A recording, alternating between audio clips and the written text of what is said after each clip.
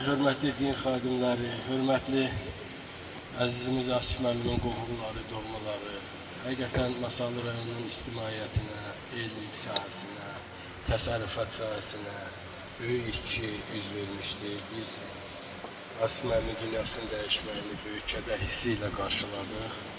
Bu insanın keçmiş həyat yolu haqqında mənim müəyyən bilgilərim var. Ömrünün uzun müddətini təsərrüfata, rayonumuzun inkişafına sərf edib.